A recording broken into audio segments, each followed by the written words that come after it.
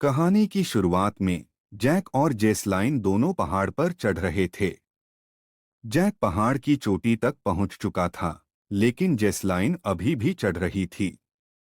Jack ने उसे खुद चढ़ने के लिए कहा और आगे बढ़ गया। कुछ समय बाद जेसलाइन ने देखा कि किसी ने जैक की हत्या कर दी थी और उसका खून उसके चेहरे पर टपक पड़ा। फिर किसी ने जैक का शव पहाड़ से नीचे फेंक दिया। यह देखकर जेसलाइन डर गई और घबरा गई। इसी दौरान किसी ने जेसलाइन की रस्सी को ऊपर खींचना शुरू कर दिया। यह देखकर जेसलाइन ने अपनी रस्सी काटनी शुरू कर दी और नीचे गिर गई, जहां जैक का शव पड़ा था।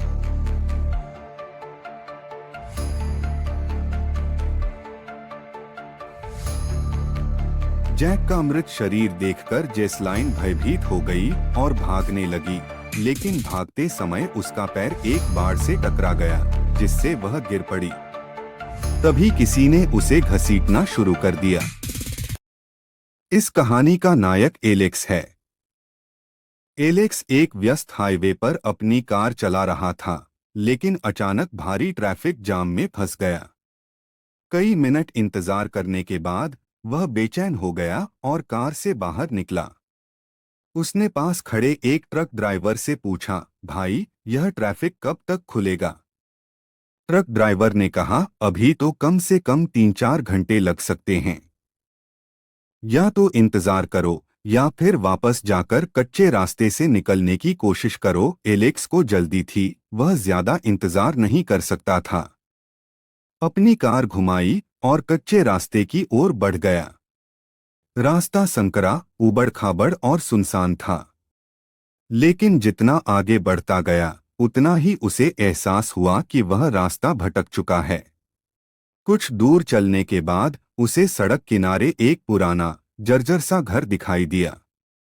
उसने सोचा कि वहां जाकर किसी से रास्ता पूछ लेना चाहिए। जब वह वहां पहुंचा, तो उसे हैरानी हुई। उस घर के बाहर बहुत सारी पुरानी, टूटी-फूटी कारें पड़ी थीं। एलेक्स ने झिझकते हुए कार से नीचे उतरकर बूढ़े आदमी से पूछा, क्या इस सुनसान रास्ते से बाहर निकलने का कोई और रास्ता है?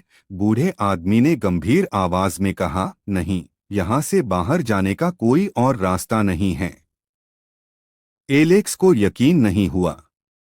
उसने उत्साह से कहा, लेकिन यह नक्शा तो बता रहा है कि यहाँ से बाहर जाने का एक और रास्ता है। बूढ़े ने नक्शे की ओर देखा, फिर ठंडी आवाज में कहा, मुझे इसके बारे में कोई जानकारी नहीं है।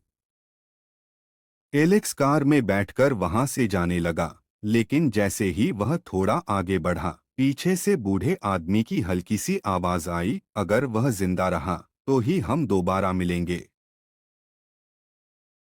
एलेक्स आगे रास्ते पर बढ़ा तो उसने एक मरा हुआ गधा देखा। उसे देखते ही उसका ध्यान भटक गया और उसकी कार का अचानक एक्सीडेंट हो गया। लेकिन सौभाग्य से कोई भी घायल नहीं हुआ। उसी समय सैम और रोजी दौड़ते हुए एलेक्स की तरफ आए और घबराते हुए पूछा, तुम ठीक हो ना? एलेक्स ने सिर हिलाकर कहा, हाँ, मैं बिल्कुल ठीक हूँ। लेकिन तुम दोनों की कार बीच सड़क पर क्यों खड़ी है? गाड़ी सड़क के बीच में क्यों खड़ी है? सैम ने जवाब दिया, हमारी कार का टायर पंचर हो गया है। माफ कर दीजिए। इतने में अलीना वहां आ गई और बोली, मुझे यहाँ एक नुकीली बाड़ फेंस मिली है। इसका मतलब किसी ने जानबूझकर हमारी कार का टायर पंचर करने की कोशिश की है। अलीना ने कहा, हमें जाकर किसी से मदद मांगनी चाहिए। यह सुनकर सैम, रोजी, एलेक्स और अलीना मदद लेने के लिए पैदल चलने लगे, जबकि टिम और रेहाना कार में रुकने का फैसला किया। रास्ते में चलते हुए सैम ने एलेक्स से कहा, अगले महीने मेरी और रोजी की शादी है। तुम लोग यहाँ क्या करने आए हो? इसी बीच कार में बैठे टिम ने रेहाना से कहा, मैं देखता हूँ कि क्या कार में सिगरेट की कोई डिब्बी पड़ी है। रेहाना चुपचाप बैठी रही, लेकिन कुछ समय बाद उसने देखा कि टिम अब कार में नहीं था। उसने इधर-उधर देखा और जोर से उसका नाम पुकारा, लेकिन कोई जवाब नहीं आया। डरते हुए वह टिम को ढूंढने के लिए कार से बाहर निकली। कुछ ही दूरी पर चलते हुए उसकी नजर एक कटी हुई खूनी कान पर पड़ी। उसे देखते ही उसके रोंगटे खड़े हो गए। वह कुछ समझ पाती तभी अचानक किसी ने पीछे से उस पर हमला कर दिया और उसे जोर से खींचकर घसीटने लगा। इस तरह बातें करते हुए वे चलते रहे। काफी देर तक पैदल चलने के बाद उन्हें एक सुनसान घर दिखाई दिया। उन्होंने सोचा कि वहां जाकर किसी से मदद मांगी जाए। वे दरवाजे के पास गए और जोर जोर से आवाज लगाई, लेकिन दरवाजा नहीं खुला। अंदर से कोई जवाब नहीं आया। घर पूरी तरह शांत था, जैसे वहां कोई न। वह घर सुनसान और डरावना था। अंदर घुसते ही अजीब सा सन्नाटा था, जो माहौल को और भी भयानक बना रहा था। रोजी ने कहा, मुझे वॉशरूम जाना है, फिर हम यहाँ से जल्दी निकलते हैं। जब रोजी वॉशरूम की तरफ गई, तब एलेक्स और अलीना घर में इधर उधर देखने लगे। उन्होंने कुछ अजीब चीजें देखीं, एक टूटी हुई गुड़िया, नुकीली बाड़ और एक बड़े बर्तन में कुछ अजीब सा पकता हुआ दिखा, जिससे अजीब सी बदबू आ रही थी। एलेक्स ने धीरे से फ्रिज का दरवाजा खोला और जैसे ही अंदर झांका, उसकी सांसें थम गईं। अंदर कांच की बोतलों में इंसानी अंग कटे हुए रखे थे, कहीं दांत, कहीं कान, कहीं नाक। उधर रोजी ने टब में एक कटा हुआ हाथ देखा। डर के मारे उसके होश उड़ गए। वे सभी डर से कांपने लगे और तुरंत वहां से भागने का फैसला किया। लेकिन तभी उन्होंने खिड़की से देखा कि कुछ लोग एक जीप में चिल्लाते हुए उसी घर की ओर आ रहे थे। उनकी भयानक शक्ल देखकर साफ लग रहा था कि वे नरभक्षी मैनेटर्स थे। वे लोग सामने के दरवाजे से आ रहे थे, इसलिए एलेक्स, सैम, रोजी और अलीना ने पीछे के दरवाजे से भागने की कोशिश की। लेकिन दरवाजा लकड़ियों से जाम था, अब उनके पास भागने का कोई रास्ता नहीं था। डर से कांपते हुए उन्होंने घर में ही छिपने का फैसला किया। सभी किसी न किसी कोने में जाकर छिप गए। नरभक्षी कमरे में घुसे। उनके हाथों में नुकीली लोहे की बाड़ थी, जिसे उन्होंने जोर से टेबल पर फेंक दिया। फिर उन्होंने रिहाना की लाश को जमीन पर पटक दिया।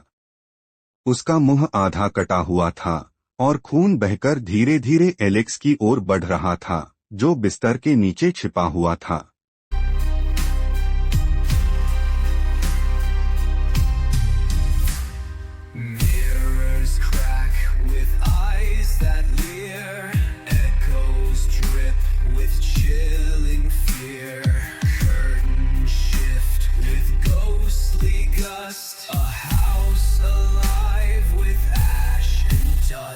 अलीना ने यह भयानक मंजर देखा तो उसका दिल जोर जोर से धड़कने लगा। उसके हाथ पैर कांपने लगे, लेकिन उसने किसी तरह अपना मुंह बंद रखा ताकि कोई आवाज न निकल सके। नरभक्षियों ने रिहाना की लाश को जमीन से घसीटा और उसे काटने के लिए मेज पर रख दिया। उनमें से एक ने अपना बड़ा सा धारदार चाकू उठाया और रिहाना के शरीर के टुकड़े करने लगा। चाकू की हर एक कर्र कर्र की आवाज पूरे घर में गूंज रही थी। तभी एक नरभक्षी की जेब से एक गोली निकलकर जमीन पर गिर गई और लुढ़कती हुई सीधी एलेक्स के पास जा गिरी। एलेक्स की सांसें रुक गईं। उसका दिल इतनी तेजी से धड़क रहा था कि उसे लग रहा था जैसे उसकी धड़कनें भी सुनाई दे रही हों। अगर नरभक्षी झुककर देखने लगते तो वह और अलीना पकड़े जाते।